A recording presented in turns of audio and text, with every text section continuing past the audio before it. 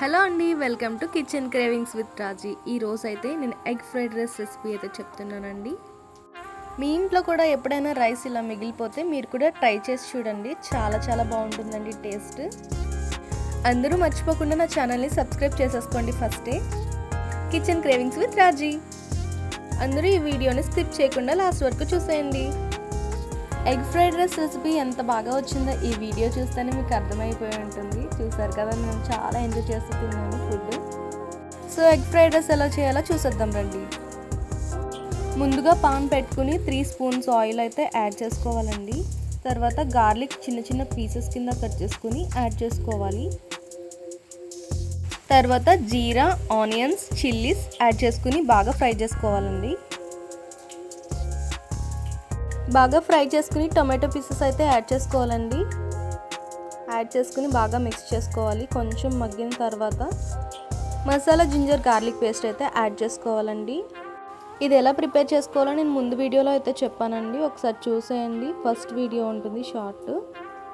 ఈ paste అన్నింటిలోకి use అవుతుందండి. Fried రైస్లోకి, కర్రీస్లోకి కూడా యూజ్ చేసుకోవచ్చు.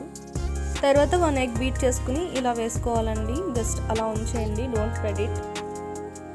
బాగా మగ్గిన తర్వాత అప్పుడు మిక్స్ చేసుకోవాలండి. Same as video. బాగా ఫ్రై చేసుకుని రైస్ అయితే యాడ్ చేసుకోవాలండి. వెంటనే వండుకున్న రైస్ అయితే పర్వాలేదండి. ఒకవేళ మార్నింగ్ రైస్ అయితే ముద్దలు కట్టేస్తుంది. సో స్ప్రెడ్ చేసుకుని వేసుకోవాలి, చిదుపుకుని వేసుకోవాలి. సో వేసుకున్నాక బాగా మిక్స్ చేసుకోండి. ఫ్రైడ్ రైస్ ఎప్పుడు హై ఫ్లేమ్లో పెట్టుకుని మిక్స్ చేసుకోవాలండి.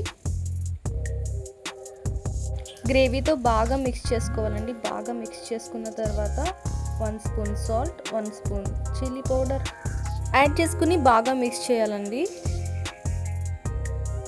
ఐ హోప్ యూ గాయస్ మీరు కూడా ట్రై చేస్తారని అనుకుంటున్నాను. మీరు కూడా ట్రై చేయండి. ట్రై చేస్తే ఎలా వచ్చిందో నాకు కామెంట్లో చెప్పండి.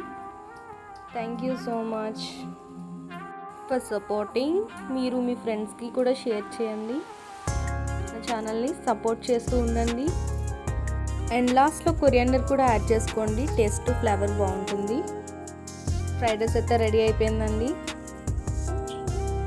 హాట్గా టేస్టీగా చాలా బాగుంటుంది. జస్ట్ మీరు కూడా ట్రై చేసేయండి. చూసారు కదండి, ఎలాంటి సాసెస్ యూజ్ చేయకుండా టేస్టీగా ఎలా చేశాను. ఇది కూడా మీరు ఫాలో అవ్వి ట్రై చేయండి. మీకు ఎలా అనిపించిందో నాకు చెప్పండి. ఇంకెందుకండి లేట్, సబ్స్క్రైబ్ చేసేయండి. మీకోసం చాలా వీడియోస్ వెయిట్ చేస్తున్నాయండి. Thanks for watching.